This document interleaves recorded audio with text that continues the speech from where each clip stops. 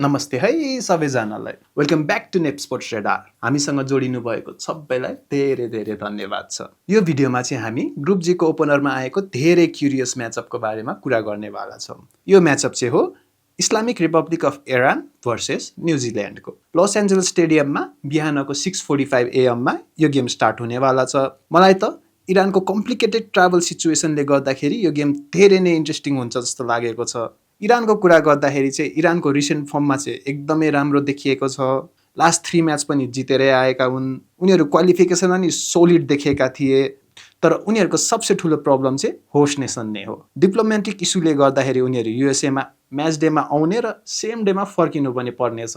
उनीहरूको home base चाहिँ अहिले मेक्सिकोमा छ र हरेक म्याचमा दुईचोटि फ्लाइट चढ्नु पर्ने हुनेछ। यो ट्राभल स्ट्रेस, जेट ल्याग र रिकभरी प्रब्लमले उनीहरूको प्रिपरेसनलाई धेरै नै एफेक्ट गरेको छ।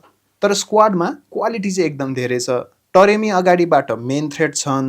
अलिरेजा फुल्ली फिट भयो भने विङमा डेन्जरस हुन सक्छ र मिडफिल्डमा नि इरानको एक्सपिरियन्स चाहिँ अलि धेरै नै छ। उनीहरू कम्प्याक्ट डिफेन्स गर्छन्, सो न्युजिल्यान्डलाई चाहिँ त्यो डिफेन्स ब्रेक गर्न गाह्रो नै हुनेछ। र अर्कोपट्टि न्युजिल्यान्डको कुरा गर्दाखेरि चाहिँ न्युजिल्यान्ड लोएस्ट र्याङ्क टिम हो, तर उनीहरू रिसेन्टमा चाहिँ धेरै इम्प्रुभ भइसकेका छ। उनीहरू पोजिसन बेस्ड फुटबल खेल्न थालेका छन् र एट्याकिङमा पनि राम्रो डेप्थ देखाइरहेको हुन्छन्। उनीहरूको मेन प्लेयर चाहिँ क्रिस वुड नै हो र गुड न्युज चाहिँ के छ भन्दाखेरि क्रिस वुड फुल्ली फिट छन् र न्युजिल्यान्ड चाहिँ सेट पिसमा पनि राम्रो छन्। मेन चाहिँ उनीहरू लो प्रेसरमा खेल्छन्, त्यसैले उनीहरूको फ्री माइन्डले एट्याक गर्न सक्छन्। इरानको ट्राभल फेटिकले न्युजिल्यान्डलाई ठुलो चान्स दिन सक्छ। दुई टिमको बिचमा सबसे ठुलो कुरा चाहिँ इरानको ट्राभल डिस्ट्रप्सन र फेटिकमा छ। इरानले टरेमीको इन्डिभिजुअल क्वालिटीमा रिलाइ गर्छन्, तर उनीहरूको सार्पनेस एफेक्टेड हुन सक्छ। न्युजिल्यान्डले अर्गनाइज प्रेसिङ र काउन्टरबाट इरानलाई प्रेसर दिन सक्छन्।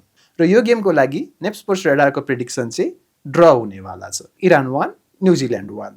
इरानको इन्डिभिजुअल क्वालिटीले उनीहरूलाई गोल गर्न मद्दत गर्छ, तर ट्राभल प्रब्लम र फेटिकले उनीहरूलाई फुल्ली साफ चाहिँ हुन दिएको छैन। न्युजिल्यान्डले चाहिँ सेट पिस र काउन्टरबाट एक गोल गरेर पोइन्ट लिन चाहिँ सक्छ।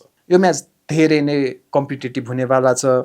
हजुरहरूलाई चाहिँ के लाग्छ कमेन्टमा भन्नुहोला। इरानले ट्राभल प्रब्लम र फेटिकलाई ओभरकम गरेर जित्न सक्छ कि न्युजिल्यान्डले सरप्राइज पोइन्ट लिन सक्छ। र यो भिडियोलाई चाहिँ लाइक गरिदिनु होला, सेयर गरिदिनु होला र मिल्छ भने नेप स्पोर्ट्स रेडारलाई सब्सक्राइब गरेर घन्टी चाहिँ बजाइदिनु होला। हामी फेरि नेक्स्ट म्याच एनालाइसिसमा यहीँ नै भेट्नेवाला छौँ। अहिलेको लागि चाहिँ जे फुटबल, जे नेपाल।